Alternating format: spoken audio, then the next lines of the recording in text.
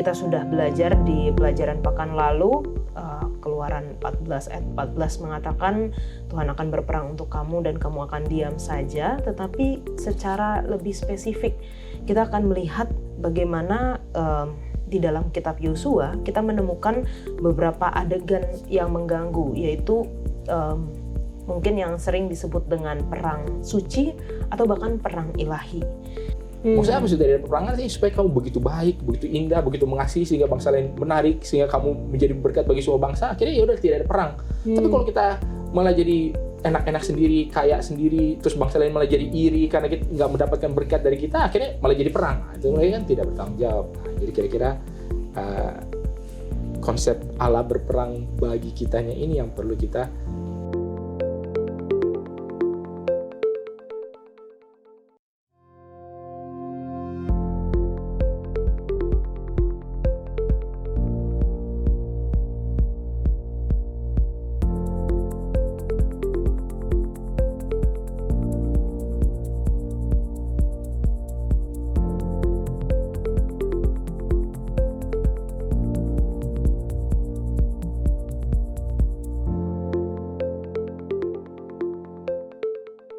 Selamat datang di Diskusi Sekolah Sahabat, diskusi pembelajaran Alkitab yang mendalam untuk menguatkan iman kepercayaan kita kepada Tuhan. Senang sekali bisa terus menemani pemirsa sekalian di dalam pembelajaran Sekolah Sahabat kita yang sepanjang triwulan terakhir tahun 2025 ini kita membahas perjalanan atau pelajaran iman dari Yosua. Dan di studio sudah hadir sahabat-sahabat yang akan menemani kita berdiskusi, dan tentunya kami senang juga untuk dapat menyapa teman-teman yang selalu setia menyaksikan program Diskusi Sekolah Sahabat dan telah menuliskan di kolom komentar YouTube channel Diskusi Sekolah Sahabat. Untuk yang pertama, boleh minta kesediaan dari Pendeta Wilson untuk membacakan? Baik, yang pertama dari akun Ada Tertulis. Amin, terima kasih kepada Tuhan dan semua partisipan yang melayani di Diskusi Sekolah Sahabat setiap pekan. Semoga pemahaman dan iman kita semakin bertumbuh. Lalu yang berikutnya dari Joseph Kolopita Wondal. Musa adalah orang yang takut akan Tuhan. Kita yang hidup sekarang ini bisa seperti Musa asal sungguh-sungguh. Salam dari Jemaat Wanea Rike Manado. Lalu yang ketiga dari Ristati Padang. Dari Pakpak Barat GMAHK Kitetano. Terima kasih sangat mendukung bagi kami. Lalu yang terakhir dari Raymond Sakul. Terpujilah Tuhan Yesus. Terima kasih Hope Channel Indonesia dengan tim yang sangat memberkati. Tuhan memberkati semuanya. Doa kami senantiasa. Amin. Bang Glenn, silakan. Pertama datang dari Martin SMA Nupapati. Terima kasih atas pencerahan dalam diskusi Sekolah Sahabat yang sangat membantu kami secara pribadi maupun secara kelompok, mulai dari pelajaran triwulan lalu hingga triwulan ini yang masih sangat berkaitan. God bless kawan-kawan sekalian. Salam dari Sekolah Sahabat Cabang Lembaga Pemasyarakatan AB Pura Jayapura, Papua. Amin. Lalu berikutnya datang dari Janasip Tamingan. Shalom, terima kasih pelajaran Sekolah Sahabat. Tuhan memberkati. Lalu berikutnya datang dari tempat yang jauh, Nancy Palapesi. Thank you for the discussion. Biarlah kita belajar dari triwulan ini sehingga di tahun yang akan datang, kita bisa berhasil membangun iman percaya kita sekalian. Best wishes from Thousand Oaks, California. Amin. Kak Stella. Dari Vandin Ruru. Terima kasih atas pelajarannya, sangat membantu sekali. Tuhan memberkati. Kemudian dari Sabah, Malaysia, Yanti Kukung. Amin, puji Tuhan. Saya merasa terberkati dengan diskusi pelajaran Sekolah Sahabat melalui YouTube Hope Channel Indonesia. Sangat menarik, jelas dan mudah dipahami setiap penjelasan daripada narasumber. Terima kasih dan Tuhan Yesus memberkati kita semua. Salam dari GMAHK Keningau, Sabah, Malaysia. Kemudian lanjut dari Mama Ina. Mama Ina, thanks atas penjelasan Sekolah Sahabatnya dan Tuhan Yesus memberkati. Amin, puji Tuhan. Terima kasih. Kita menerima banyak sekali komentar-komentar, kesaksian dari berbagai tempat ya pada pelajaran pekan ini, dan kiranya program Diskusi Sekolah Sahabat terus bisa memberkati teman-teman sekalian di dalam pembelajaran secara pribadi, keluarga, dan juga di dalam jemaat. Di tangan saya ada buku Sekolah Sabat yang seperti ini, yang tipis. Dan kita rindu untuk membagikan kepada seluruh pemirsa yang mau belajar bersama-sama dengan kami namun sulit akses kepada buku ini.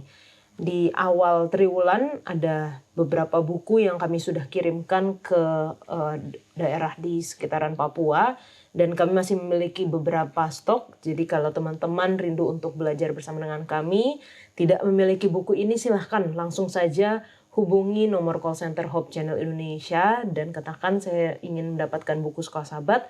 Kami akan mengirimkan buku ini secara cuma-cuma ke tempat Anda di wilayah Indonesia. Pelajaran kita berlanjut masih tentang Yosua, di mana pelajaran kelima judulnya adalah Tuhan berperang untuk Anda. Kita sudah belajar di pelajaran pekan lalu, Keluaran 14 ayat 14 mengatakan Tuhan akan berperang untuk kamu dan kamu akan diam saja. Tetapi secara lebih spesifik kita akan melihat bagaimana di dalam kitab Yosua kita menemukan beberapa adegan yang mengganggu, yaitu mungkin yang sering disebut dengan perang suci atau bahkan perang ilahi. Isu perang ilahi dalam perjanjian lama sangat menantang.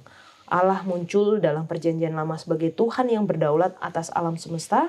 Oleh karena itu segala sesuatu yang terjadi entah bagaimana pasti berkaitan dengan kehendaknya secara langsung atau tidak langsung. Dan pekan ini kita akan mengeksplorasi kompleksitas dari perang yang disetujui oleh Allah.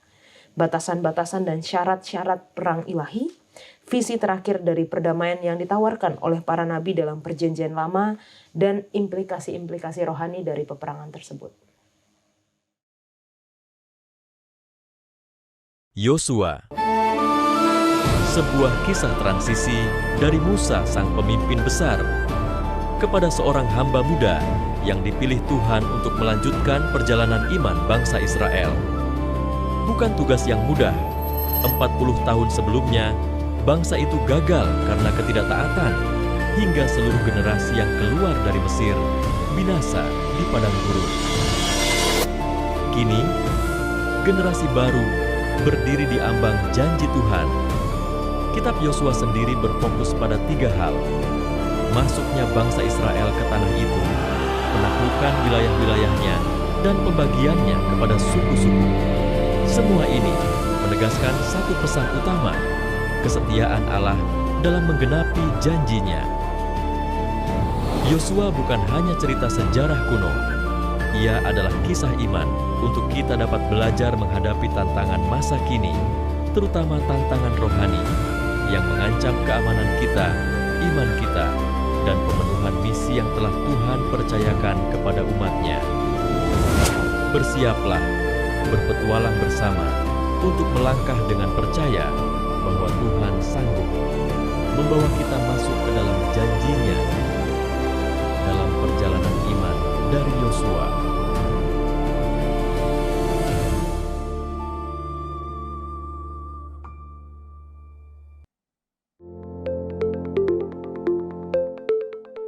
Pelajaran kelima dengan judul Tuhan berperang untuk Anda.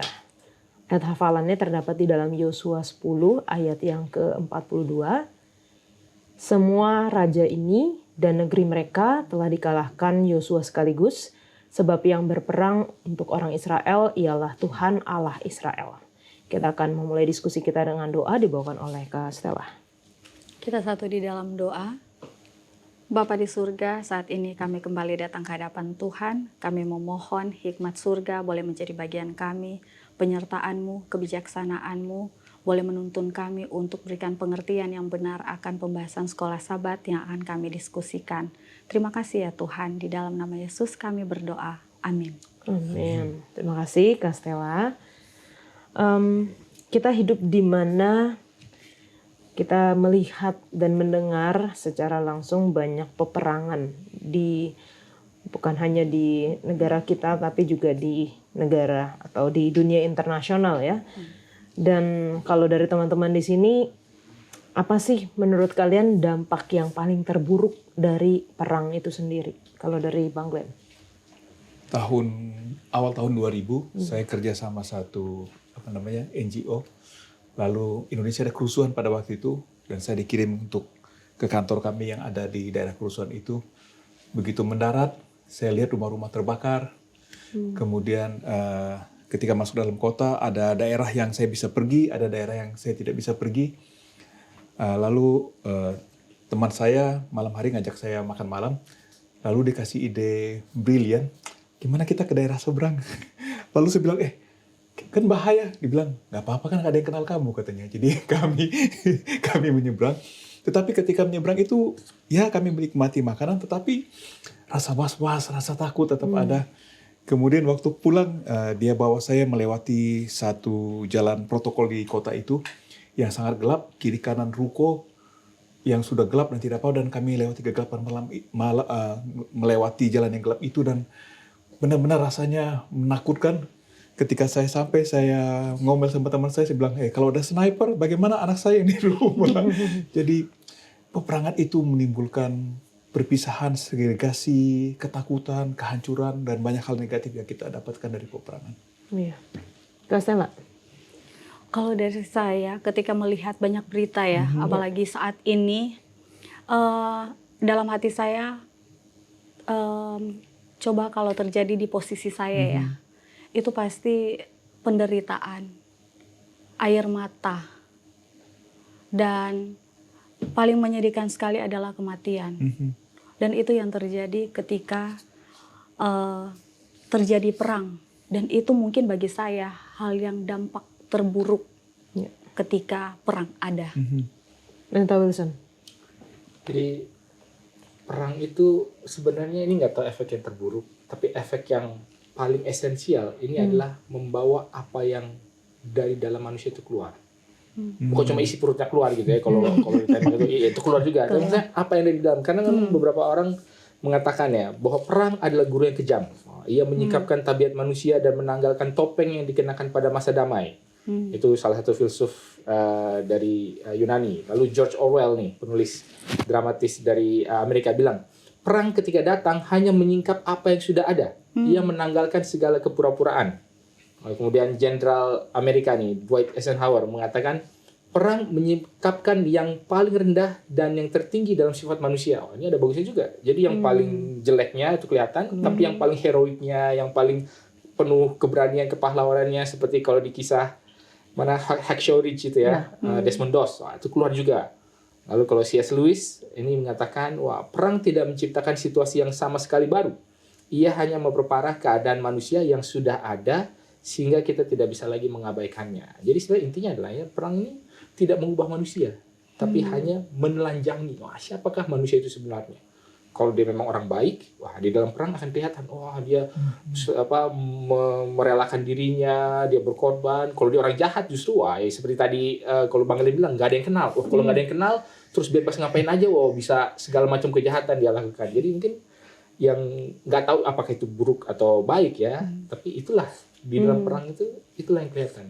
Dan yang menyedihkannya atau yang sedihnya adalah zaman sekarang ini lebih banyak kelihatan yang buruknya. Jadi pertanyaan, apakah memang manusia ini sebenarnya lebih banyak buruknya atau enggak? Ini mungkin sesuatu yang perlu kita cermati bersama gitu ya. Oke, terima kasih Pendeta. Dan kita mempelajari di sini mengenai perang atau bagaimana ketika bangsa Israel harus masuk menduduki tanah Kanaan, mereka harus berperang.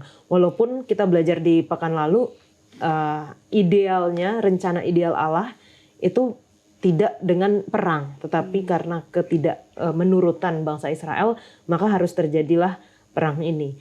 Dan ini terjadi antara bangsa dan bangsa, artinya bangsa Israel dengan bangsa Kanaan. Sebenarnya siapa sih bangsa Kanaan ini? Dan kalau kita baca di pelajaran hari Minggu ada beberapa ayat-ayat di bagian awal, tapi saya tertarik dengan satu ayat yang pertama, yaitu Keluaran 15 ayat 16. Apa sebenarnya atau bagaimana ayat ini, kita dapat menjelaskan ayat ini dan apa hubungannya dengan bangsa Kanaan, Kak Stella? Oke, kalau melihat dari buku Keluaran 15 ayat 16 ini kan dikatakan ngeri dan takut menimpa mereka karena kebesaran tangan Tuhan. Mereka kaku seperti batu sampai umatmu, umat Tuhan, menyeberang, ya Tuhan, sampai umat yang kau peroleh itu menyeberang. Jadi apa hubungan dengan bangsa Kanaan? Bangsa Kanaan sesungguhnya mereka itu takut dan gentar kepada bangsa Israel. Kenapa? Karena pada zaman itu mereka itu telah mendengar bagaimana penyertaan Tuhan kepada bangsa Israel. Melalui contoh, mereka sudah pasti dengar 10 tulah di Mesir. Makan mana, menyeberangi laut Teberau. Dan itu semua adalah wujud nyata penyertaan Tuhan melalui wujud nyata penyertaan Tuhan kepada bangsa Israel. Dan bukan hanya itu, penyertaan Tuhan yang lainnya adalah bagaimana Tuhan menyertai bangsa Israel melalui tiang awan dan tiang api. Itu sebabnya kenapa mereka sangat takut, karena mereka tahu. Kenapa? Karena itu merupakan peristiwa fenomenal di kalangan bangsa-bangsa pada saat itu. Kira-kira seperti itu. Oke, terima kasih Kak. Jadi memang yang tadi dikatakan dikonfirm oleh Rahab kalau kita baca dalam Yosua pasal kedua bahwa mereka ketakutan. Jadi ini sedang bicara tentang nubuatan yang akan terjadi dan nubuatan itu digenapi. Lalu kemudian kenapa mereka takut? Jadi sama seperti 10 tulah, sebenarnya Tuhan sedang memperkenalkan siapa dirinya. Jadi melalui peristiwa Laut Merah ini Tuhan sedang memperkenalkan dirinya supaya mereka takut. Kadang-kadang kita tidak punya ekspresi yang tepat untuk mengatakan hormat, takluk kepada Tuhan. Jadi sebenarnya Tuhan mau membuat mereka untuk mengakui bahwa yang mereka sembah itu tidak ada bukan apa-apa, sama seperti ketika 10 tulah di Mesir, bahwa ada Allah yang hidup dan ujungnya adalah sebenarnya Tuhan mau mereka bertobat. Tetapi kita baca sayangnya mereka memilih untuk tidak bertobat. Iya. Dan kalau kita baca di buku yang lain ya, ayatnya mirip atau kalau tadi Keluaran 15:16, di sini Kejadian 15, kalau mulai dari ayat 15 dan 16, ini adalah perjanjian Allah dengan Abraham. Dikatakan, tetapi engkau akan pergi kepada nenek moyangmu dengan sejahtera, engkau akan dikuburkan pada waktu telah putih rambutmu, tetapi keturunan yang keempat akan kembali ke sini. Sebab sebelum itu kedurjanaan orang Amori itu belum genap.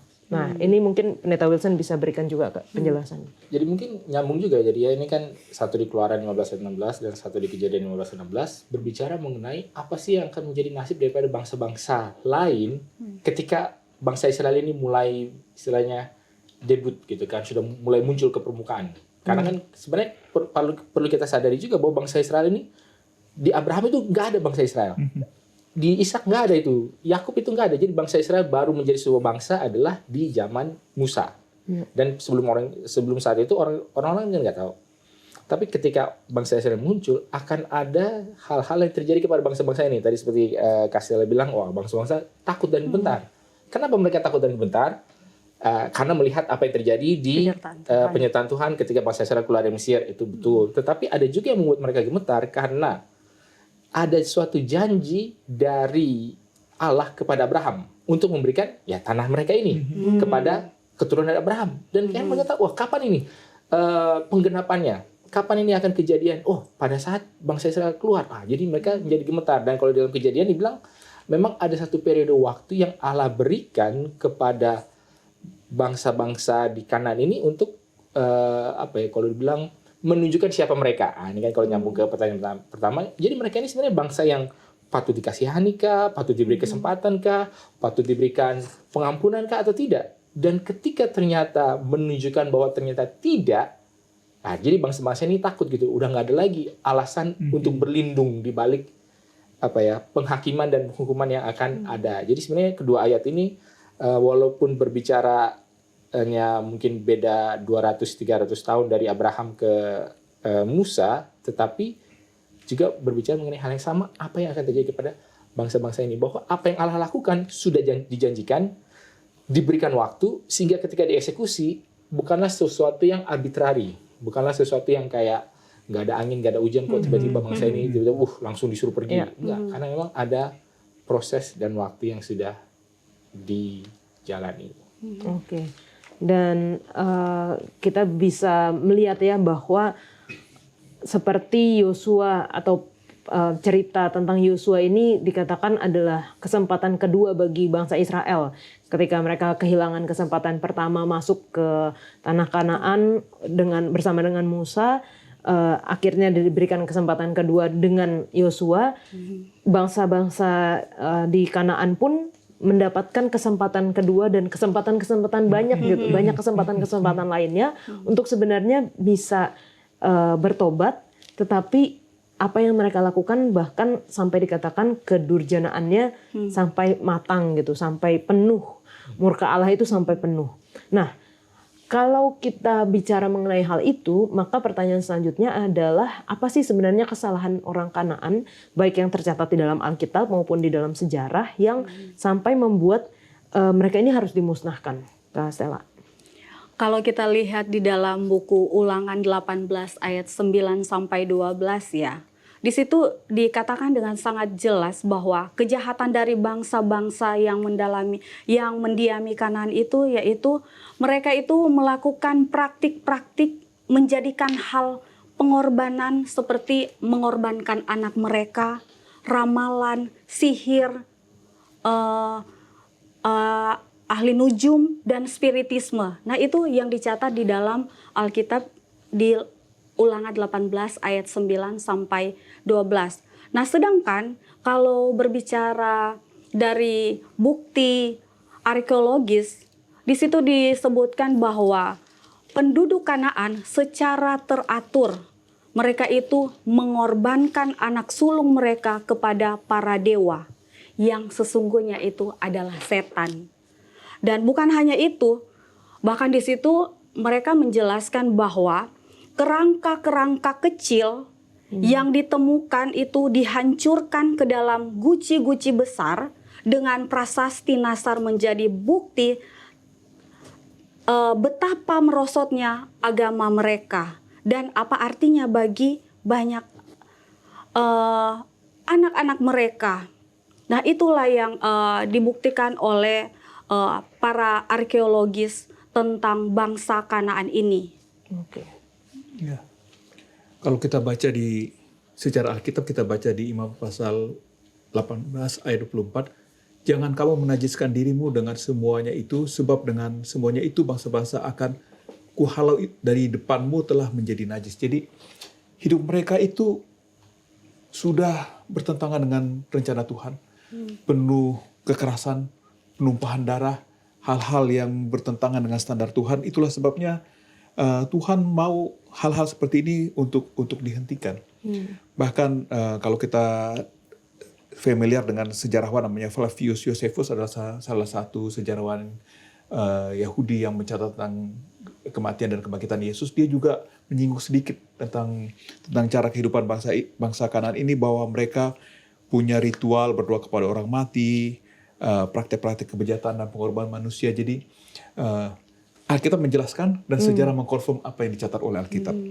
Oke, Pendeta?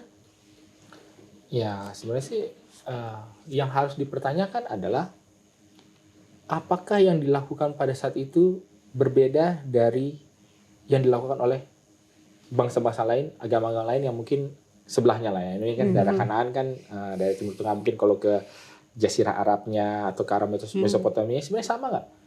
Jangan sama aja gitu loh. Kalau sama aja, kenapa Kanaan dimusnahkan, yang lain enggak gitu kan? Itu mungkin bisa menjadi pertanyaan juga. Tetapi pada intinya mungkin poin saya adalah ini menunjukkan bahwa bagaimana cara manusia itu melihat kepada sesama manusia dan berhubungan kepada Allah ketika mereka tidak memiliki pemahaman yang benar mengenai siapa itu Allah dan apa itu manusia. Dan salah satu alasan kenapa Allah memang mendirikan sebuah bangsa adalah untuk menyatakan siapakah Allah itu. Ini Allah ini benar nggak? Apakah Allah harus dipanggil-panggil dengan persembahan-persembahan manusia? Atau kalau mungkin seperti ketika Elia melawan Nabi Baal, apakah harus dengan menggunakan apa ya, kalau orang bilang self-immolation atau di menoreh-noreh diri? Apakah begitu cara menarik perhatian Allah? Kan jadi ada sebuah perbedaan. Nah, ketika bangsa Israel datang dan memusnahkan bangsa Kanaan yang demikian, bukanlah seperti sebuah hal yang datang langsung karena kita mau ambil tanahnya. Enggak, tapi memang untuk menunjukkan sesuatu yang baru gitu loh. Dan ketika kita mau menuju sesuatu yang baru, yang lama ya otomatis harus disingkirkan. Nah, walaupun nanti mungkin di pertanyaan berikutnya penyingkirannya ini cuma disingkirkan atau dimusnahkan. Nah, mungkin itu nanti diskusi di pertanyaan berikutnya. Tetapi ini menunjukkan bahwa ada hal baru yang Allah ingin bangun di atas fondasi yang masih baru gitu, yang fresh gitulah istilahnya. Oke. Mungkin kalau saya bisa komentar sedikit ya mengenai apa yang kita telah baca baik di dalam Alkitab maupun di pelajaran sekolah sahabat kita, kesalahan-kesalahan dari bangsa Israel yang tadi pengorbanan anak, lalu ada ritual-ritual seksual yang dilakukan juga sebagai hubungan dewa dan dewi, dan mereka dengan melakukan hal itu seperti mengundang berkat kesuburan gitu. Tetapi mengenai pengorbanan anak sulung ini menjadi satu mungkin pendeta boleh jelaskan singkat pertanyaan juga, mengapa pada waktu Abraham disuruh Tuhan untuk mengorbankan anak sulungnya yang kita tahu bahwa itu sama dengan praktek-praktek yang dilakukan oleh agama-agama yang di luar dari Abraham ini. Ya mungkin menjadi, kadang-kadang kita membaca cerita Abraham ini di dalam Kejadian 22 itu dalam kacamata orang modern gitu, orang Kristen. Ini udah pasti salah, ini udah pasti pagan, ini udah pasti ini. Padahal zaman itu ya itulah yang dilakukan. Sama kayak mungkin kalau di zaman sekarang nggak tahu lah ini budaya ataupun kebiasaan. Oh kalau kita graduation kita pakai toga. Gitu. Wah kok ada orang Kristen graduation pakai toga juga? Kenapa? Oh memang itulah yang dilakukan. Jadi bukan sesuatu yang aneh gitu kalau disuruh di universitas Kristen mana pakai toga. Padahal mereka nggak tahu nih toga ini kan latar belakangnya pagan. ini terpisah lagi juga lah ya. Tapi itu membahas. Tapi inilah yang dilakukan oleh orang-orang pada zaman itu, sehingga ketika Abraham mendengar Allah menyuruh, bagi dia itu bukan wah ini kok aneh sekali. Enggak, karena memang itulah yang dilakukan oleh ya tetangga-tetangganya, mungkin keluarga-keluarganya juga ketika mereka menyembah. Tetapi yang Allah angkat, Allah menjadikan itu sebagai sebuah simbolisme, tipologi akan pengorbanan Kristus. Ya kalau kita pikir berarti pengorbanan anak sulung ternyata jangan itu bukan sesuatu hal yang pagan. Nah, ini sesuatu yang sangat alkitabiah. Walaupun caranya seperti apa gitu kan, tetapi mungkin yang perlu kita highlight adalah seringkali bagaimana manusia menginterpretasikan dan mengaplikasikan ritual-ritual inilah yang kadang-kadang perlu menjadi perhatian. Ada yang namanya ritual ini seperti take and give gitu kan ya. Kalau dan seperti mantra gitu. Kalau ini saya lakukan, kalau ini saya sebutkan, kalau ada inkantasinya, ada sumpah-sumpahnya ini akan jadi. Atau seperti apa? Dan inilah yang membedakan, karena ketika Abraham melakukan hal itu oleh karena iman. Tapi kalau bangsa-bangsa lain melakukan hal itu oleh karena perbuatan. Oleh karena mereka melakukan ini begini diturutin semua kemauannya maka jadi. Tapi kalau Abraham tidak, dia melakukan itu karena dia beriman. Jadi bukan perbuatannya, tapi iman kepada Allahnya. Itu juga menjadi satu hal yang berbeda. Cuma kalau kembali kepada poinnya tadi adalah bahwa ini bukanlah sesuatu yang berbeda sama sekali, bukan sesuatu yang baru, tetapi Allah mau mengubahnya. Nah, ini poin-poin pentingnya ya. Allah mau mengubahnya dan mengubah mindset, ternyata bukanlah harus demikian. Dan kalaupun ini kita bisa bilang adalah gambaran daripada pengorbanan Yesus, seperti apa? Apa sebenarnya intinya? Bukanlah soal kematiannya, bukan soal anaknya dikorbankan, tapi apa? Nah, mungkin itulah yang makanya Alkitab ini diberikan ataupun diwahyukan, diturunkan kepada umat manusia. Dan memang kita harus melihat atau membaca Alkitab ini dalam konteksnya ya, dalam konteks latar belakang budaya pada saat itu, sehingga kita bisa semakin mengerti. Teman-teman jangan kemana-mana, kita lanjutkan setelah yang satu ini.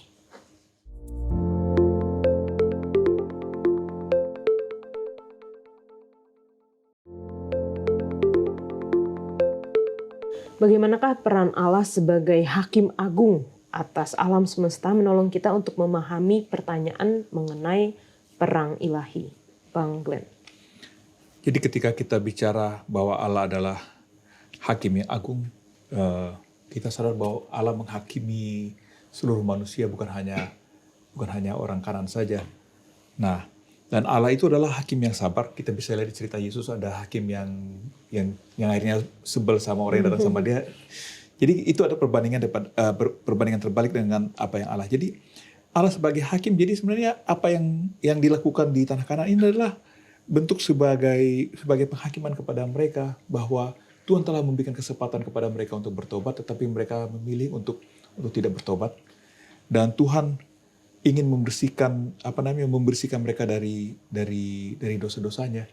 Jadi sama seperti hakim sekarang, kalau ada orang pembunuh kan tidak dibiarkan berkeliaran, nanti dia akan membunuh lagi.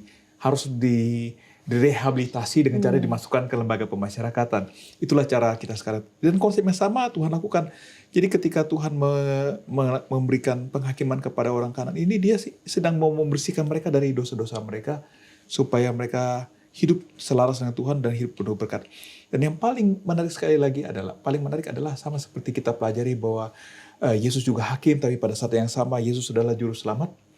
Maka kita bisa lihat di cerita ini nih, ketika Allah sedang menggaungkan penghukuman atas dosa-dosa mereka, ketika Rahab memilih untuk bertobat, Tuhan terima dengan tangan terbuka. Dan itulah pengharapan kepada kita semua, bahwa Allah yang sama, Allah yang penuh kasih, yang mau menerima kita ketika kita datang kepada Tuhan. Nah, kalau lihat dari pelajaran ini ya, sesungguhnya ada hal yang perlu kita ketahui, bahwa Tuhan itu tidak pernah berencana untuk terjadi perang di dunia ini. Tidak ada pernah rencana Tuhan, apalagi membuat manusia itu menderita. Tetapi karena Dia adalah Allah yang adil, rencana Tuhan itu Dia ingin mau menunjukkan kedaulatannya Dia sebagai Tuhan kepada alam semesta. Itu sebabnya kenapa Tuhan itu berupaya untuk memulihkan perdamaian abadi di dunia, di alam semesta ini, karena Dia sangat mengasihi kita. Itu sebabnya Dia perlu melenyapkan kejahatan di dunia ini untuk selamanya. Dan bukan hanya itu, tidak hanya dengan cara yang dahsyat, tetapi Dia juga ingin melakukannya dengan cara yang bijaksana. Seperti itu. Terima kasih, Kak. Kita belajar di pekan lalu ya, bagaimana diingatkan kembali tentang pertentangan besar atau great controversy, di mana memang ada pertentangan yang besar di dunia ini yang mungkin kita tidak bisa lihat secara kasat mata, tapi terasa, dan inilah yang pada akhirnya membuat ya banyak perang-perang di dunia, termasuk salah satunya tadi yang sudah kita bahas mengenai Kanaan. Tetapi kalau Tuhan, mungkin pertanyaan selanjutnya Pendeta Wilson, Tuhan adalah hakim yang agung, apakah kesalahan dari bangsa Israel itu memang pada akhirnya harus dimusnahkan, atau seperti pelajaran kita di hari Selasa ya, perampasan saja sebenarnya?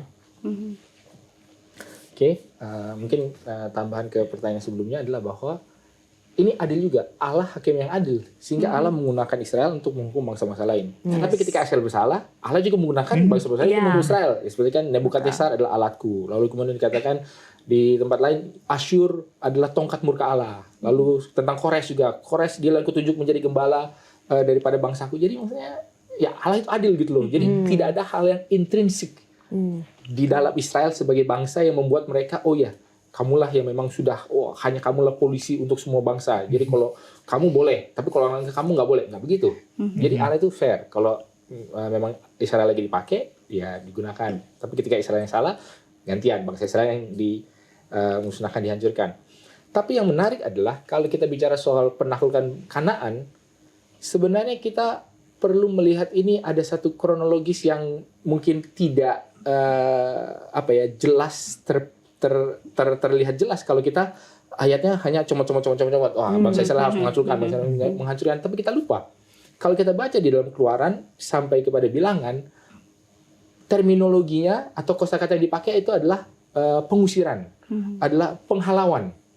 Tetapi ketika sudah mulai masuk ke Ulangan dan Yosua, barulah hancurkan, musnahkan.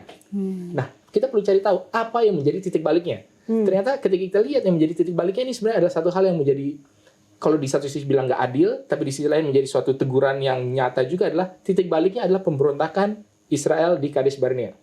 Ketika 12 bukan pengintai lah ya, ini 12 explorer dikirimkan untuk melihat tanah Kanaan, ya karena kan katanya itu kata tur, bukan tour guide, tapi ya sama lah, hanya mengeksplorasi bukan untuk ini. Ketika mereka dikirimkan dan akhirnya mereka mengirimkan berita yang baik, tetapi takut terus nggak mau, akhirnya kan mereka kan tidak percaya, akhirnya udahlah, nggak usah lah kita taklukkan mereka, Allah murka. Nah disitulah baru ada penghukuman ditunda 40 tahun, kan? Nah ternyata setelah ditunda 40 tahun ini, baru ketika akhirnya mereka mulai mau masuk sekarang, barulah bahasanya itu mulai berubah jadi hancurkan, musnahkan, jangan binasakan apa segala macam. Nah jadi menarik ini, ternyata penundaan 40 tahun ini membuat dosa-dosa, kesalahan-kesalahan daripada bangsa-bangsa Kanaan ini menjadi matang sehingga ya udah memang harus dihancurkan. Yang seandainya kalau saja bangsa Israel langsung masuk, ya bangsa ini tidak harus dimusnahkan. Ya paling cuma udah diusir lah, kalian ini ya oke, kalian ini jahat tapi belum sebegitunya sampai harus dimusnahkan. Nah mungkin menjadi penerapan juga bagi kita. Jadi kita juga hati-hati, jangan-jangan kita tidak mengatakan bahwa dosa daripada bangsa Kanaan ini menjadi salah bangsa Israel, enggak ya, mereka tetap bertanggung jawab atas kesalahan mereka, tetapi ada satu akibat temporer atau ada sebuah konsekuensi yang berbeda seandainya teguran ataupun seandainya kedatangan bangsa Israel datang di saat dosa itu belum terlalu matang, gitu kan. Nah ini menjadi pelajaran juga bagi kita, kadang-kadang ya jangan sampai ketidakpercayaan kita untuk menegur atau untuk membawakan terang kepada orang, karena kita pikir, kayaknya nggak mungkin lah, dia kan CEO, dia kan presiden direktur, dia kan founder dia kan miliarder, saya nggak berani akhirnya kita tunda sampai ketika terjadi orang itu udah matang udah tinggal ditebas gitu. Hati-hati juga gitu lah ya. Jadi walaupun ya kalau dia memang dia koruptor, dia apa itu ya dia berdosa, ya memang salah dia lah. Kalau dia harus dipenjara, harus dipecat ya itu memang salah dia. Cuma seandainya tegurannya lebih di awal, ya mungkin masih ada konsekuensi yang bisa dihindari. Itu mungkin jadi pendorong bagi kita juga. Kalau Tuhan sudah mengatakan, ya memang sudah diberikan bagi kita untuk melakukan tugas itu, ya harus kita lakukan dengan baik. Cuma yang harus diingat adalah pemusnahan itu bukanlah hal yang arbitrari, Allah bilang udahlah tiba-tiba Allah berbicara musnahkan mereka. Enggak, memang ada suatu proses yang bangsa Israel terlibat di dalamnya dan sedikit banyak mempengaruhi jalan cerita daripada sejarah ini. Oke, ini menarik sekali ya. Kita jadi bisa mengetahui ya ceritanya itu ternyata berkembang gitu, dan ada pelajaran aplikasi yang kita bisa dapatkan dari cerita ini saja. Nah, dikatakan juga di dalam buku Sekolah Sahabat kita, untuk menghindari kontaminasi, Israel harus menghancurkan semua elemen yang menyebarkan kerusakan. Dan ini kita bisa lihat memang ketika Tuhan memerintahkan untuk memusnahkan bangsa Kanaan, itu karena memang supaya tidak terjadi kontaminasi yang buruk kepada bangsa Israel. Nah, bagaimana ini bisa atau aplikasinya dalam kehidupan kita sehari-hari sekarang, Kak Stella? Ya, kalau untuk aplikasi kita sehari-hari, yang pertama adalah kita harus berdoa minta tuntunan Roh Kudus supaya kita bisa dihindari dari segala pengaruh yang negatif yang ada di lingkungan kita. Kemudian hal-hal buruk, pergaulan yang buruk. Kalau untuk orang muda ya pergaulan yang buruk, kita tahulah pergaulan yang buruk itu apa. Karena di 1 Korintus 15 ayat 33 kan, di situ dikatakan bahwa pergaulan yang buruk merusak kebiasaan yang baik. Oke. Jadi mereka menyembah dewa-dewa yang membuat akhirnya mereka terpisah dari Tuhan. Dan dewa pada zaman dahulu itu kelihatan, tapi sekarang konsep berhala ini masih kita punya. Konsep berhala adalah ketika sesuatu lebih penting dari Tuhan. Kita buat sederhanakan seperti itu. Jadi kita harus menghancurkan semua berhala-berhala modern kita untuk menjadikan Tuhan yang utama dan terutama dalam kehidupan kita. Kemudian yang kedua aplikasinya kepada kita adalah kita harus membuat kebiasaan untuk selalu terkoneksi sama Tuhan melalui doa, mengizinkan Roh Kudus menuntun hidup kita. Jadi ini aplikasi praktis yang bisa kita lakukan di zaman modern ini. Oke, Pendeta. Ya, kalau ini jadi menarik ya, karena di satu sisi sepertinya agak bertentangan dengan doa Yesus. Kalau di dalam Yohanes 17 ayat 15 dikatakan, Aku tidak meminta supaya engkau mengambil mereka dari dunia, tetapi supaya engkau melindungi mereka daripada yang jahat. Jadi kan Yesus bilang, bukannya udahlah jangan supaya mereka nggak jatuh, ya kita ambil aja lah, atau kita pisahkan mereka. Tapi ya biarlah mereka di tempat yang jahat, tapi tetap terjaga gitu kan. Nah, padahal kalau bahasa Israel ini kok kenapa nih mereka tiba-tiba kalau yang ini musnahkan semua? Mungkin kita harus juga lihat ininya, kronologisnya dan konteks pada saat itu. Ini kan sebagai suatu bangsa yang sementara sedang memulai, gitu kan? Di tengah bangsa yang istilahnya dosanya itu sudah matang. Ya pasti nggak bisa gitu loh ya. Nggak imbang. Jadi supaya apa ya? Supaya ya kayak kalau nanam dulu saya pernah kerja di perusahaan perkebunan pisang. Ya kan, ketika dia baru bertunas, taruh dulu di nursery kan. Di nursery itu kan yang di dalam suatu keadaan di rumah kaca, suhunya diatur, lalu kemudian angin, matahari, pupuk, segalanya diatur sedemikian rupa sehingga dia bisa kuat tumbuh. Dan ketika dia sudah kuat tumbuh, barulah nanti dia dipindahkan ke ladangnya gini. Jadi nggak bisa tunas pisang itu yang baru langsung ditancepin di tanah begitu aja, nggak bisa. Jadi dalam hal ini ya kira-kira mungkin seperti itu juga kita melihatnya, bahwa Israel ini memang perlu ada di dalam suatu lingkungan yang bisa membuat mereka berkembang, bertumbuh, sehingga mereka bisa menjadi terang, sehingga mereka bisa memberikan pengaruh, gantinya dipengaruhi. Nah, mungkin kalau aplikasi bagi kita juga ya mungkin kita harus hati-hati. Saya tidak bilang bahwa nggak boleh kamu pergi menginjil ke orang-orang jahat, pembunuh, perzina, orang-orang ke kampung-kampung pemadat atau ke lampu merah, nggak boleh. Karena kamu lemah. Ya, kalau memang kamu lemah ya jangan. Tapi ada orang-orang yang memang sudah lebih dewasa, sudah lebih matang, sudah lebih siap, dan mungkin perginya juga jangan sendirian, berdua, berkelompok, untuk ya pergi menginjil ke sana. Gitu. Jadi kita nggak bisa pukul rata semua. Bahwa kalau semua berarti harus hancurkan. Kita harus tinggal di lingkungan yang steril. Atau nggak bisa, kita sebagai terang kita harus pergi ke tempat yang gelap gitu kan, run to the darkness gitu ya, kayak yang pernah kita bilang berdua dulu kan, ya kita harus lari ke tempat-tempat gelap.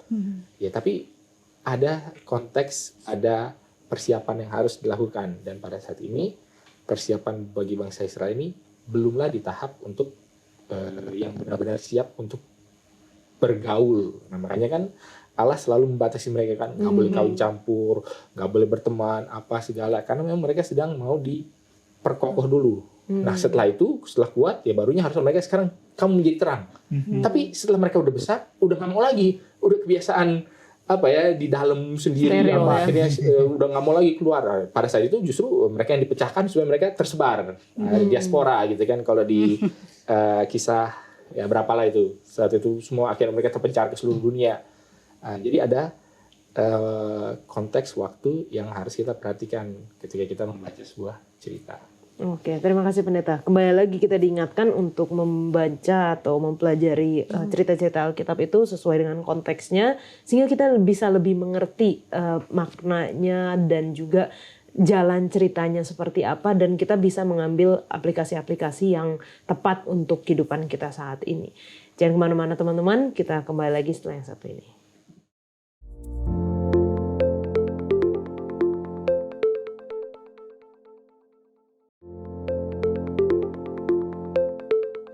Apakah pemusnahan Kanaan sebagai bangsa itu menghilangkan kehendak bebas pribadi seseorang yang berbangsa Kanaan? Bagaimana menurut Kak Stella? Sebenarnya kalau dilihat dari pelajaran ini tidak ya. Kenapa? Karena kesempatan Tuhan memberikan kepada bangsa ini sudah sangat luar biasa. Kasih karunia Tuhan itu juga sudah sangat luar biasa, yang tujuannya untuk mau mengembalikan mereka kepada rencana Tuhan yang semula untuk bangsa ini sendiri. Dan lebih daripada itu, Tuhan rindu untuk mereka boleh menemukan akan karakter Tuhan di dalam kondisi ini. Nah itu, seperti itu kira-kira. Ya, jadi saya kasih ilustrasi aja.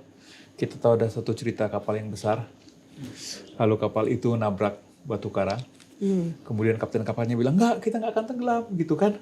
Tapi ternyata karena kesalahan dari pimpinan kapal itu akan tenggelam. Dan kapal itu tenggelam dan semuanya akan tenggelam. Dan ketika mulai tenggelam, ada sekunci penyelamat. Lalu ditawarkan sama penumpangnya, percaya mau pakai skoci atau tetap dalam kapal. Sebagian besar memilih kami di kapal aja karena kapal ini pasti tidak tenggelam, kata mereka.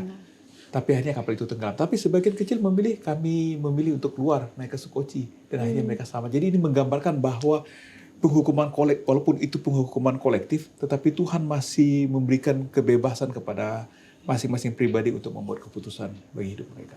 Oke, ada tambahan Pendeta? Dan mungkin sebenarnya satu lagi ini kan kalau bicara soal kasus di mana orang-orangnya hidup gitu ya. Kayak mereka kan pindah perahu lah, loncat perahu gitu ya. Perahu mau tenggelam terus dia suruh tenggelam pindah dulu kan ya. Tapi saya mau sampaikan lebih lanjut adalah bahwa bisa jadi secara bangsa mereka dihukum. Dan bisa jadi orang itu mati karena penghukuman bangsanya. Betul. Tapi belum tentu orang itu pasti masuk neraka. Mati mungkin mati aja. Jadi misalnya ya kena bencana apa gitu lah ya. Karena ya mungkin kalau Sodom dan Gomora kalau dia orangnya baik harusnya sih jumlahnya lebih dari 10 ya. Tapi mungkin kalau dalam contoh lain lah ya. Pembinasaan di Amalek gitu kan contohnya kan. Saul kan. Ya, misalnya ada orang Amalek yang mengikut Tuhan juga. Atau mungkin tidak sejahat ataupun masih bisa masuk ke surga nih kalau ngomong langsungnya, tapi ya karena pembinasaannya secara bangsa mati dalam hal itu, tapi belum tentu dia masuk neraka. Jadi kita juga jangan terlalu keras bilang wah nih gimana nih bangsa ini dihukum wah mereka dibunuh wah, Tuhan tidak adil. Ya mungkin kalau dibilang tidak adil dalam arti ada orang-orang tidak bersalah dalam tanda kutip tidak bersalah terus kena akibat daripada kesalahan kebijakan daripada pimpinan itu sangat wajar, dan itu ya jangankan di zaman Alkitab, di zaman sekarang pun juga terjadi setiap waktu gitu kan. Tapi bukan berarti orang itu tidak akan selamat. Sehingga ketika kita melihat kepada apa yang terjadi kepada pemusnahan daripada bangsa-bangsa ini, kita melihatnya secara kolektif, secara sistem. Tetapi secara pribadi lepas pribadi itu adalah ada hubungan dia dengan Tuhan. Nah, apakah orang itu percaya Tuhan atau tidak, pernah mendengar Injil atau tidak, ya bisa jadi tidak pernah. Nah, kalau orang yang tidak pernah bagaimana ya? Kalau dalam Roma dikatakan ya kalau mereka nggak pernah mendengar tapi melakukan tuntutan Injil itu dalam hati nuraninya, itulah yang menjadi hukum. Nah, mereka juga tidak akan pasti langsung neraka gitu nasibnya, nggak begitu juga. Oke, terima kasih penjelasan Pendeta.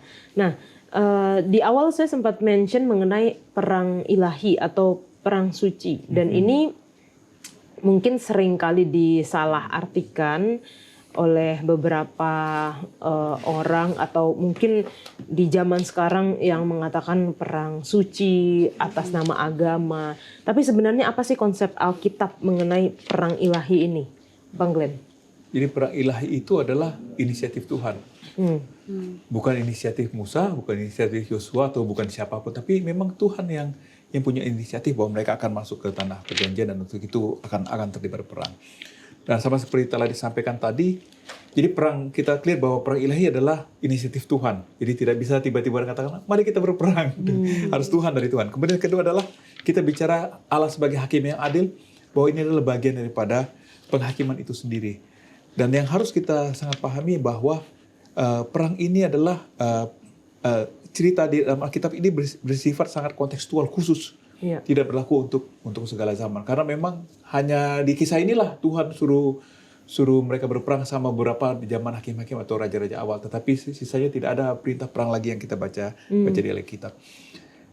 Itu kurang lebih yang mungkin bisa disampaikan tentang perang ilahi. Jadi kita jangan salah mengerti.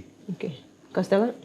Nah, kalau perang ilahi ya, kalau kita pelajari dari pelajaran ini sebenarnya ada beberapa hal yang perlu kita tahu yang dijelaskan di sini, yaitu yang pertama bahwa konsep perang ilahi itu adalah di bentang alam Israel kuno yang unik, tidak ada tentara profesional yang diizinkan. Nah, kemudian yang kedua adalah para prajurit itu mereka itu tidak dibayar. Mereka itu menaati perintah-perintah Allah dalam konteks perjanjian dan tidak boleh berperang demi keuntungan pribadi. Dan lebih daripada itu, dalam banyak kasus mereka itu dilarang untuk mengambil barang rampasan atau penjarahan.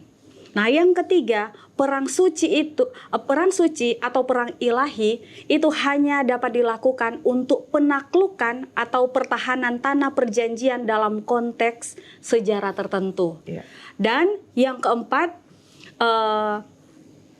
adalah dimulainya perang suci yang dianggap sebagai tindakan ilahi sepenuhnya berada di tangan Tuhan yang dilaksanakan melalui nabi-nabi pilihannya seperti Musa dan Yosua. Nah, dan yang kelima ini adalah keterlibatan Allah dalam perang suci menuntut persiapan rohani yang mencakup seperti puasa, pantang seks, atau bentuk-bentuk penyangkalan diri lainnya. Dan yang selanjutnya yang keenam adalah orang Israel yang melanggar salah satu dari perang suci ini akan menjadi musuh. Dan paling terakhir, akhirnya keterlibatan langsung Allah akan menghasilkan kemenangan yang menentukan dan cepat dalam konteks kesetiaan dalam perang suci. Oke. Pendeta, ada yang mau ditambahkan? Mungkin tambahannya adalah bahwa tidak semua perang itu suci. Oke. Tapi bukan juga berarti kalau bukan perang suci berarti perangnya itu salah. Ada juga perang suci, oke, maksudnya kalau perang yang memang dari ilahi, oke, turun, contohnya yang paling jelas pemusnahan bangsa Kanaan, atau ketika Saul disuruh memusnahkan Amalek gitu kan, itu perang suci karena Allah yang suruh. Tapi kan ada juga skirmish pertemuan-pertemuan lainnya kayak Daud melawan Goliat, lalu perang ketika Saul pertama kali menjadi raja gitu kan, ketika orang-orang Filistin. Bukan Filistin yang menyerang kota Gilead atau Yabes itu yang matanya mau dibutain, lupa lah saya namanya itu ya, apakah itu perang suci? Enggak juga.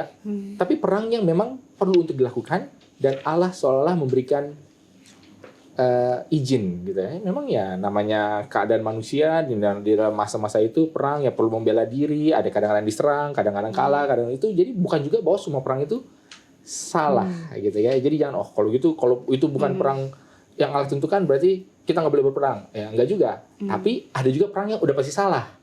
Gitu kan. Kalau perang salah ya berarti mungkin yang tanpa diprovoke. Contohnya Saul. Nah, ini Saul juga nih. Kadang-kadang dia benar, kadang-kadang dia salah, Raja Saul ini kan.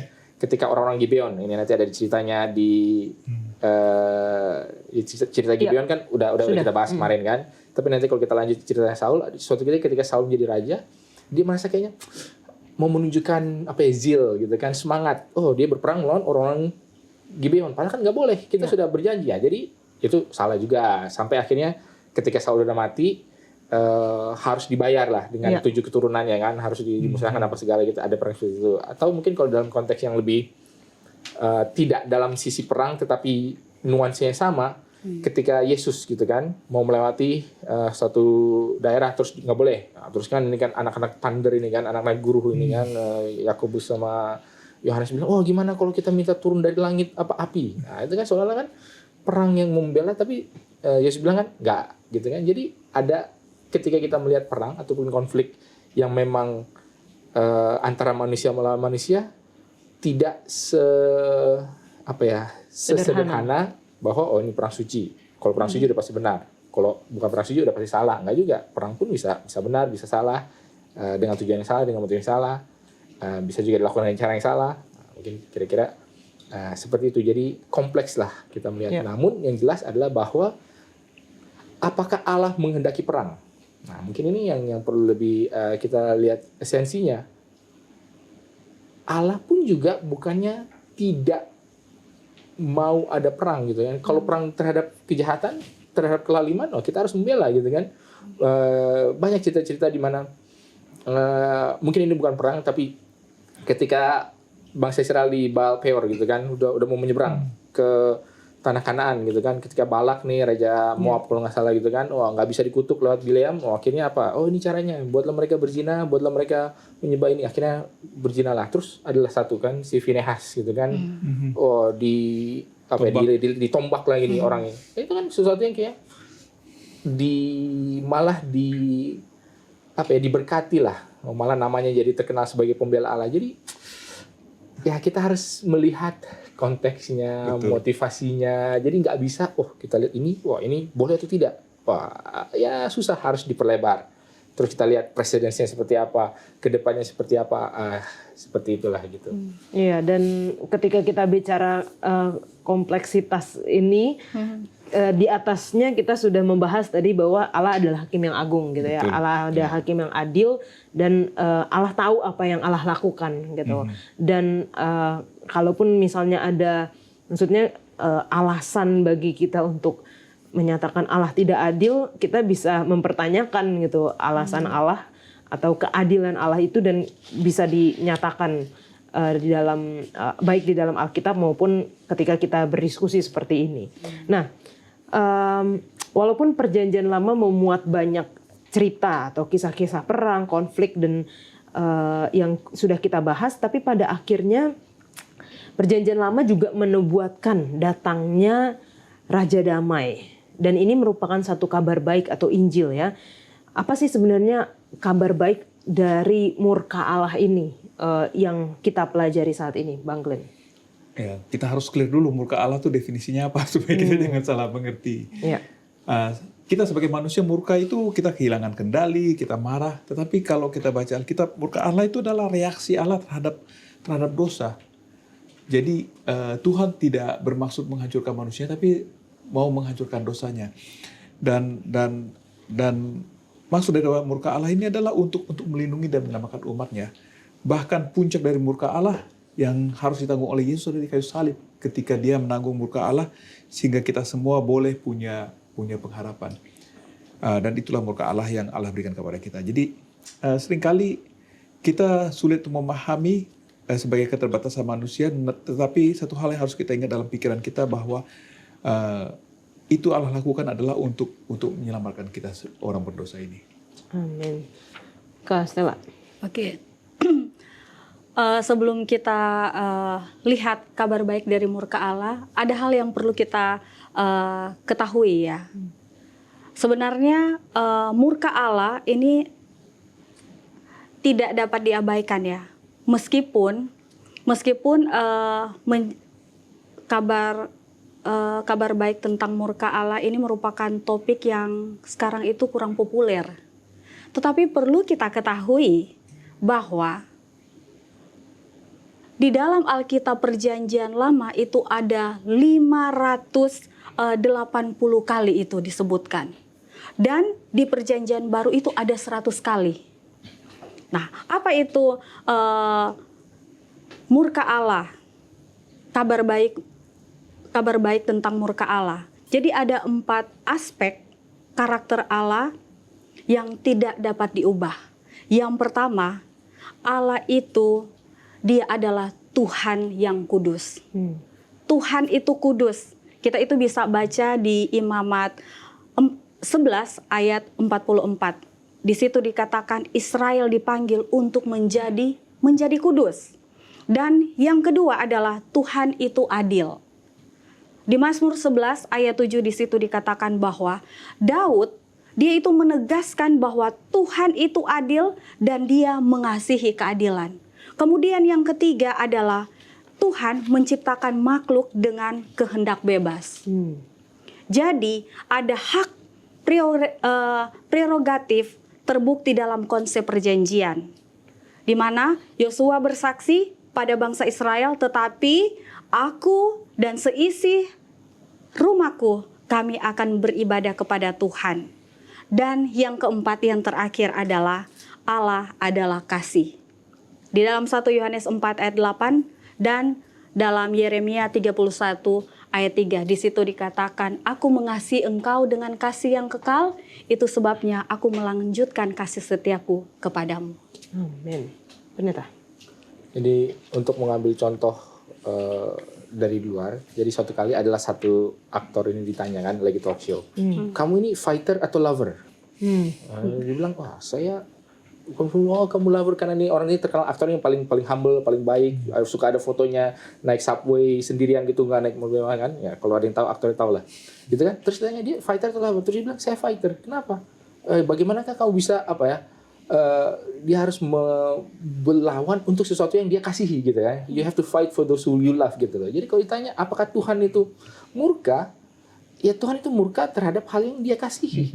Gitu kan, bagaimana mungkin kalau ada seorang bapak gitu melihat anaknya lagi mau apalah diterjang sama anjing atau apa gitu kan, pasti apa nggak marah bapaknya ini kan, atau lu minta kasihan anjingnya kan, itu kan kita jadi bingung nih prioritasnya di mana gitu ya. Cuma kita harus tahu murkanya seperti apa dan apa ya, konfliknya seperti apa dan damainya seperti apa. Kalau semuanya ini tidak didefinisikan dengan baik, kacau kita. Jadi kita mengatakan, oh kita berdamai dengan kejahatan, itu udah pasti nggak mungkin. Terus kita berperang untuk ego kita, itu juga salah. Terus kalau kita dibilang kita murka karena apalah gitu kan ya, itu tadi karena kita yang tersinggung, ya itu juga udah salah gitu. Jadi ini soal murka, soal damai, ini seperti apa? Nah, ketika kita sadar bahwa Allah ini punya standar, punya prinsip, barulah kita bisa melihat, oh iya, ini kalau dia datang sebagai damai apa? Karena Yesus sendiri mengatakan, aku datang bukan membawa perdamaian, tapi aku membawa pedang. Ini kan pedang terhadap apa ya? Pedang terhadap kejahatan, terhadap ini nggak bisa kita, ya udah damai-damai aja lah kita, nggak bisa begitu juga kan? Seperti itu. Jadi ketika kita melihat di dalam konteks Yosua juga disuruh memusnahkan apa segala, pasti ada tujuan kebaikan, kan? Supaya apa? Tidak mengkontaminasi yang lain, supaya yang harusnya selamat bisa tetap selamat, supaya yang tadinya tidak mengindahkan berkat, rahmat, waktu probation yang diberikan mendapatkan penghukuman. Kenapa? Kan kalau penghukuman itu ditunda-tunda, orang juga jadi bertanya-tanya, ini gimana ini ya? Apalagi kalau kita baca kitab Mazmur lah ya, ini mungkin beberapa tahun yang lalu ada kita bahas satu kuartal soal Mazmur kan, Daud selalu mengatakan, wah hakimilah aku, apa tunjukkanlah, maksudnya apa ya? Supaya penghakiman itu menunjukkan bahwa orang benar itu benar dan orang jahat itu jahat ya. Seperti tadi kan di awal kan menunjukkan manusia itu seperti apa. Kira-kira seperti itu. Pendeta boleh berikan kesimpulan? Jadi kesimpulannya terhadap pelajaran kita di dalam kuartal ini mengenai soal Allah berperang, ini sebenarnya mungkin bukan untuk kita ya, tapi kalau dalam bahasa Inggris fight for us, demi kita, bagi kita. Jadi untuk sake-nya siapa nih? Demi kita ini Allah berperang. Dan ketika Allah berperang demi kita, berarti kebaikan kita yang Allah inginkan. Tetapi kebaikan ini juga punya tanggung jawab. Oh, karena Allah berperang untuk kebaikan kita, apa tanggung jawab kita terhadap kesempatan yang kita dapatkan karena intervensi Allah ini? Seperti bangsa Israel kan, oke, Allah sudah mengintervensi. Oke, katanya kamu berkembang, bertumbuh. Makanya kamu disterilkan dulu area itu. Oke, setelah steril, setelah kamu berkembang, ya tugasmu lah supaya tidak ada lagi peperangan. Maksudnya apa sudah ada peperangan sih? Supaya kamu begitu baik, begitu indah, begitu mengasihi sehingga bangsa lain menarik, sehingga kamu menjadi berkat bagi semua bangsa. Akhirnya ya udah tidak ada perang. Tapi kalau kita malah jadi enak-enak sendiri, kaya sendiri, terus bangsa lain malah jadi iri karena kita nggak mendapatkan berkat dari kita, akhirnya malah jadi perang. Nah, itu mereka kan tidak bertanggung jawab. Nah, jadi kira-kira konsep Allah berperang bagi kitanya ini yang perlu kita benar-benar pahami dengan baik. Oke, terima kasih pendeta dan teman-teman yang sudah berdiskusi. Kalau masih ada pertanyaan sehubungan dengan pelajaran kita, tentunya karena waktu kita yang terbatas, teman-teman bisa menuliskan di kolom komentar YouTube channel Diskusi Sekolah Sahabat dan kita akan membahasnya.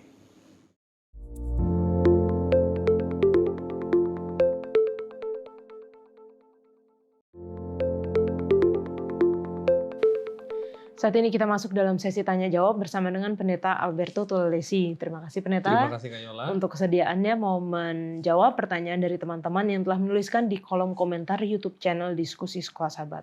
Untuk yang pertama, ada pertanyaan dari Asri Minarti. Terima kasih penjelasan Sekolah Sahabatnya. Saya mau tanya, selama orang Israel keluar dari Mesir itu dituntun Tuhan, siang tiang awan, malam tiang api. Kenapa kok lama banget sampai berputar-putar? Baik, terima kasih Kak Yola. Terima kasih banyak pertanyaan yang luar biasa dari Saudari Asri Minarti. Ya, jadi kenapa putar-putar ini ya?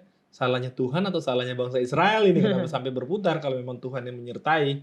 Baik, mari kita buka Bilangan 14 ayat 34 sampai 35. Kak Yola boleh baca? Bilangan 13. Bilangan 14. Oh, Bilangan 14 ayat 34 sampai 35. Sesuai dengan jumlah hari yang kamu mengintai negeri itu, yakni 40 hari, 1 hari dihitung 1 tahun. Jadi 40 tahun lamanya kamu harus menanggung akibat kesalahanmu, supaya kamu tahu rasanya jika aku berbalik daripadamu. Aku Tuhan yang berkata demikian.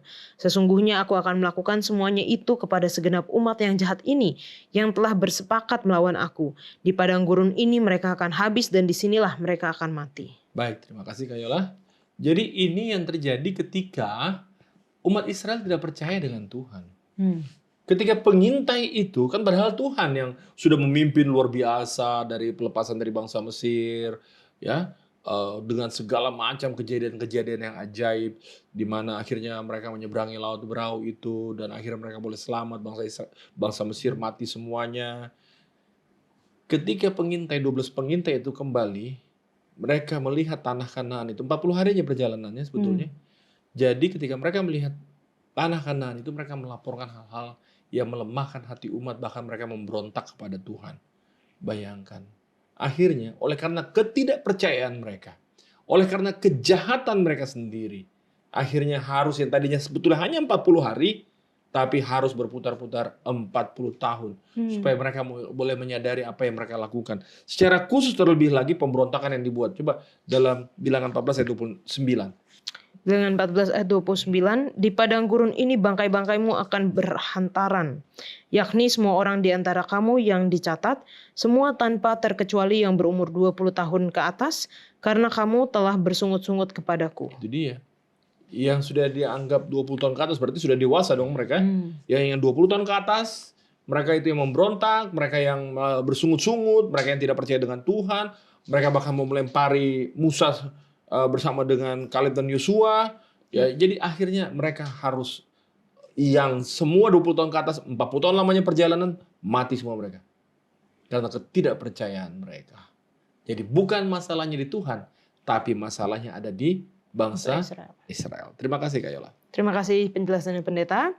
Baik, pertanyaan selanjutnya. Ini menarik nih Pendeta. Iya. Datang dari Misael Tanjung. Izin bertanya, mengapa orang Israel untuk masuk ke tanah Kanaan harus lewat perang? Bukankah setiap orang diajar untuk berbuat baik dan berbelas kasih? Baik, terima kasih. Terima kasih Kak Yola. Terima kasih Misael Tanjung. Pertanyaan yang luar biasa ini. Jadi gimana dong? Oke, mari kita lihat Kejadian 15 ayat 16. Ini nubuatan yang disampaikan kepada Abraham. Ya, Kejadian 15 ayat yang ke-16 di sini dikatakan,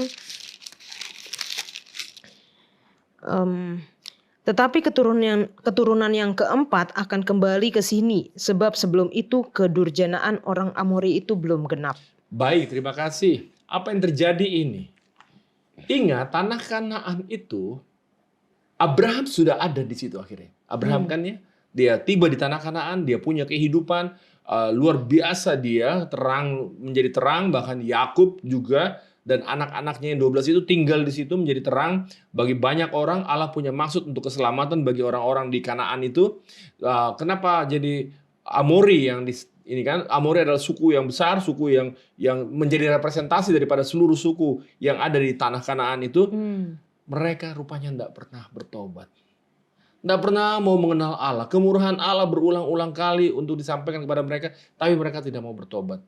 Akhirnya dikatakan di dalam Kejadian 15 ayat 16 ini, sebab sebelum kedurjanaan Amori itu belum genap. Jadi akhirnya sampai di titiknya lah. Allah kita Allah yang seperti apa sih? Saya baca ya Kak Yola ya, dalam 2 Petrus 3:9. Tuhan tidak lalai menepati janjinya, sekalipun ada orang yang menganggapnya sebagai kelalaian. Tetapi ia sabar terhadap kamu, karena ia menghendaki supaya jangan ada yang binasa, melainkan semua orang berbalik dan bertobat. Jadi sebetulnya Tuhan inginkan agar ditaklukkan dengan benar, dengan baik, agar orang-orang yang di Kanaan juga dapat diselamatkan melalui pengaruh kehidupan daripada bangsa Israel, tapi yang ada mereka betul-betul tidak mau tahu dengan Tuhan.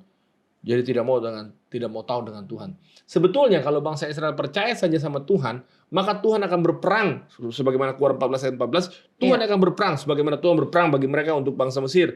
Tapi bangsa Israel kembali. Mereka tidak setia dengan Tuhan. Dan akhirnya mereka terlibat di dalam peperangan ini. Ya. Terima kasih Pendeta. Dan kita sudah belajar di buku pelajaran sekolah sahabat kita, memang rencana ideal atau rencana awal Tuhan bukan dengan peperangan ya Pendeta ya, karena Tuhan yang akan berperang. Tuhan untuk yang akan mereka. berperang sebagaimana terjadi di Mesir. Iya. Oke, Tapi terima kasih. kenapa mereka juga harus dibinasakan? Karena mereka sendiri yang tidak mau mendengar amaran-amaran, kehidupan-kehidupan yang sudah diteladani oleh Abraham dan Yakub dan anak-anaknya. Terima kasih Pendeta untuk penjelasannya.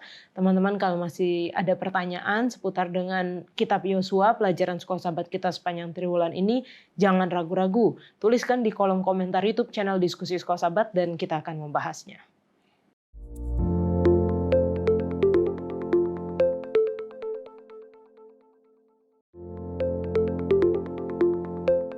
Kita akan menutup diskusi kita dengan doa dibawakan oleh Pendeta Wilson. Mari kita bersatu dalam doa. Ya Tuhan, Bapa kami dalam kerajaan surga, kami bersyukur ya Tuhan ada kesempatan di mana kami boleh berkumpul bersama-sama di tempat ini untuk berdiskusi mengenai bagaimanakah Engkau Allah yang berperang bagi kami Tuhan. Kami sudah melihat bagaimana Engkau Allah yang murka terhadap kejahatan, tetapi murka itu adalah karena Engkau sudah memberikan kesempatan, memberikan apa yang sudah dapat dilakukan bagi orang-orang untuk bertobat Tuhan.